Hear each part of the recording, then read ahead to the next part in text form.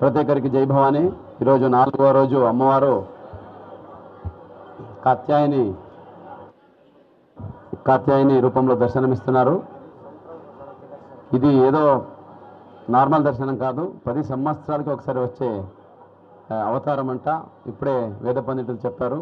నేను కూడా క్యూలైన్లో వెళ్ళి అమ్మగారిని దర్శించుకొని వచ్చాను. ఎంతో అద్భుతంగా దర్శనం జరుగుతూ ఉంది.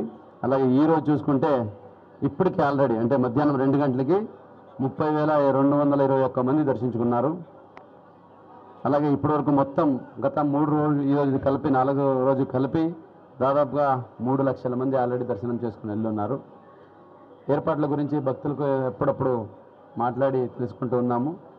ఏర్పాట్ల గురించి పెద్దగా సమస్య ఏం లేదు, అన్ని సజావుగా ఉన్నాయని. క్యూ లైన్ లేట్ అవుతున్నాయని చెప్పారు. ఈరోజు ఎక్కువ తాకిడి ఎక్కువ ఉంది, భక్తులకు వస్తుంది కాబట్టి అది కూడా మధ్యలో మీకు తెలిసే ఉంది 6 సార్లు మహానైవేద్యాని కోసం ఒక 15 నిమిషాలు ఆపడం జరుగుతూ ఉంటుంది. ఎర్లీ మార్నింగ్ తెల్లారుజామున 3 గంటలకి, ఉదయం 6 గంటలకి, మళ్ళీ 12 గంటలకి, మళ్ళీ 4 గంటలకి, మళ్ళీ సాయంత్రం 6 నుంచి 7 గంటలకి, 6:30 to 7:30 సాయంత్రము. ఈ టైంలో ఎక్కడైతే ఆగుతూ ఉంటుందో దాని గురించి అనౌన్స్మెంట్ కూడా చేసి చెప్తున్నాము, అంటే ఎక్కడ కన్ఫ్యూజన్ లేకుండా.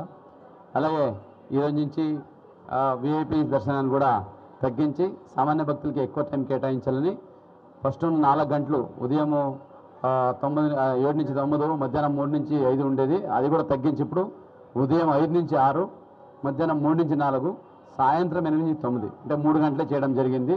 దీని ద్వారా విఐపీలు కొన్ని ఇబ్బంది అయినా సామాన్య భక్తులకి మంచి టైం దొరుకుతుంది. వాళ్ళు సజావుగా వచ్చి అమ్మవారిని దర్శించుకొని వెళ్ళే అవకాశం ఇవ్వడం జరిగింది. దీనికి ప్రతి ఒక్కరు స్వాగతిస్తున్నారు. ఈరోజే ఎంపీ గారు, విజయనగరం ఎంపీ గారు కూడా వచ్చి అంతరాయం లేకపోయినా ఆయన నార్మల్ టైంలో వచ్చారు కాబట్టి నార్మల్గానే వెళ్ళారు. అంగర్వాకిల్ని చూసుకొని వెళ్ళి ఎంతో సంతృప్తి వ్యక్తం చేశారు. ప్రతి ఒక్కరు ఈవెన్ ప్రజాప్రతినిధులు కూడా వచ్చి అలాగే వెళ్తున్నారు కాబట్టి అందరూ స్వాగతిస్తున్నారు. ఈ మెసేజ్ మీ ద్వారా కూడా అందరికీ వెళ్ళాలి. ఫస్ట్ నుంచి మనం ఒకటే చెప్తున్నాము, సామాన్య భక్తులకి పెద్దపీఠం వేయాలని. వాళ్ళు ఎంతో దూరం నుంచి నడిచి వస్తున్నారు. కొంతమంది రైలు, కొంతమంది బస్సులో వస్తున్నారు, చిన్నపిల్లలు వస్తున్నారు, పాపం వృద్ధులు వస్తున్నారు. వాళ్ళ భక్తి ద్వారా వాళ్ళు అమ్మవారిని చూసుకొని వచ్చినప్పుడు మనం ఎక్కువ టైం క్యూలో పెడితే వాళ్ళకి అసంతృప్తి ఎక్కువ అవుతుంది. సో అది ఏమాత్రం మనము తగ్గించినా సో అది వాళ్ళకి ఎంతో మంచిగా దర్శనం జరుగుతుంది. మనం ఇంత చేసే ఎఫర్ట్ ఏదైతే ఉందో సో దీనికి మంచి ఫలితం వచ్చినట్టు అవుతుంది. కాబట్టి దీనికోసం ప్రతి ఒక్కరిని కోఆపరేట్ చేయండి అని అడుగుతున్నాను. ఇప్పటివరకు 4వ రోజుకి ఎక్కడ ఏమి ఇన్సిడెన్సెస్ లేకుండా, ఎక్కడేమి ఇబ్బంది లేకుండా సెక్టర్ ఆఫీసర్సు ఎక్కడెక్కడ పనిచేస్తున్నారు. అన్ని డిపార్ట్మెంట్ సమన్వయంతో, ముఖ్యంగా ఎండోమెంట్ డిపార్ట్మెంటు, టెంపుల్ అధికారులందరూ, అలాగే పోలీస్ డిపార్ట్మెంటు, అలాగే మన రెవెన్యూ డిపార్ట్మెంటు, అలాగే ఇతర అనుసంధాన డిపార్ట్మెంట్, మన విఎంసీ మెయిన్లీ శానిటేషన్ గురించి అన్నిటి దగ్గర కూడా అన్ని సజావుగా జరుగుతూ ఉంది. ఎప్పటికప్పుడు ఫీడ్బ్యాక్ తీసుకుంటున్నాము. ఫీడ్బ్యాక్లో వచ్చిన అబ్జర్వేషన్ కూడా చూసుకొని దాన్ని బట్టి మార్చుకుంటున్నాము ఏదైనా ఇంప్రూవ్మెంట్ కావాలంటే. నేను వచ్చిన 2-3 ఫీడ్బ్యాక్లో ఒకడ అన్నదానం దగ్గర వాష్రూమ్ ఫెసిలిటీ లేదని వచ్చింది, వెంటనే పెట్టించాము. కమిషనర్కి చెప్పి ఇక్కడ మొబైల్ టాయిలెట్స్ తీసుకొచ్చి పెట్టడం జరిగింది. అట్లాగే ఈ నడిచి వస్తున్నప్పుడు చిన్న రాళ్ళు అవన్నీ ఉన్నాయంటే వెంటనే క్యూ లైన్లో మొత్తం మ్యాట్స్ వేయించడం జరిగింది. సో అలాగే నీళ్ళు ఒకటే కాకుండా పాలు మళ్ళీ మజ్జిగ కావాలని కొన్ని ఫీడ్బ్యాక్ వచ్చాయి, అది కూడా ఏర్పాటు చేయడం జరిగింది టెంపుల్ ద్వారా. ఇలాగే రియల్ టైం ఫీడ్బ్యాక్ తీసుకొని రియల్ టైం ఆగ్మెంటేషన్ కూడా చేసుకొని ముందుకు వెళ్తున్నాము. ఇది 4వ రోజు. ఇంకా వచ్చే 7 రోజుల్లో కూడా ఇక సజావుగా జరిపిస్తూ అమ్మవారి దసరాలు ఎంతో అద్భుతంగా, అలాగే వచ్చే భక్తులకి ఎంతో మంచిగా అనుభూతి ఇస్తూ వాళ్ళు ఎంతో సంతృప్తితో అమ్మవారిని దర్శించుకొని వెళ్ళేలాగా అన్ని ఏర్పాట్లు చేయడం జరిగింది. మీ ద్వారా కూడా ఈ మెసేజ్ వెళ్ళాలి. ఈసారి మీకు తెలిసే ఉంది, కింద కూడా అన్నదానం కోసం బిల్డింగ్ ఒకటి కట్టాము. ఈవో గారు కట్టించారు గవర్నమెంట్ ద్వారా. సో అది కూడా చాలా చక్కగా ఇప్పుడు దీనికి ఉపయోగంకి వచ్చింది. అందరూ ఎంతో సంతృప్తిగా అక్కడ భోజనం చేసుకొని ప్రసాదం బాగుందని చెప్పి వెళ్తున్నారు. ఇంకా ఎందుకంటే ఎవ్రీడే ఈజ్ న్యూ డే.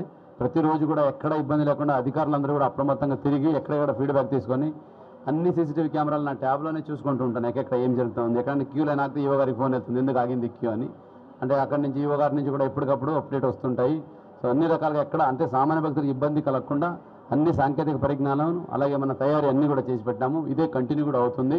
నిన్న మీకు తెలిసినంత వర్షం కూడా ఎక్కువ వచ్చింది. వర్షం వచ్చినప్పుడు కూడా ఈరోజు చూసుకుంటే ఎక్కడ కూడా ఇబ్బంది లేకుండా క్యూ లైన్స్ అయితేనేంటి, అక్కడ ఉన్న సదుపాయాలు అయితేనేంటి ఎప్పటికప్పుడు ప్రాపర్గా సజావుగా జరుగుతున్నాయి. కాబట్టి ప్రతి ఒక్కరికి మళ్ళీ ఒకసారి అమ్మవారి దర్శనం బాగా కలగాలని, ప్రతి ఒక్కరు మళ్ళీ పునర్దర్శనం ప్రాప్తిస్తూ అని పండితులు చెప్తుంటారు. నా సైడ్ నుంచి కూడా అది ఆశిస్తూ మీకు కూడా మీడియా మిత్రులకి రిక్వెస్ట్ ఏంటంటే దయచేసి ఏదైనా సమస్యలు ఉంటే మీ దృష్టికి ఏదైనా వస్తే దయచేసి తెలియజేయండి. వెంటనే దానికి కరెక్టివ్ మెజర్స్ తీసుకుంటాము. అలాగే వీఐపీ భక్తులందరికీ రిక్వెస్ట్ ఏంటంటే ఏది టైం కేటాయించడం జరిగిందో ఆ టైంలోనే వచ్చి దయచేసి అమ్మవారి దర్శించుకోండి అని కూడా సవినయంగా వినిపించుకుంటున్నాను. అలాగే ప్రతి ఒక్క అధికారులు ఏదైతే విధిలో ఉన్నారో అందరూ కూడా చాలా జాగ్రత్తగా ఉండండి, చాలా చక్కగా పనిచేయండి, భక్తులతో ఇంటరాక్ట్ అవ్వండి, వాళ్ళ దగ్గర నుంచి ఫీడ్బ్యాక్ తీసుకోండి.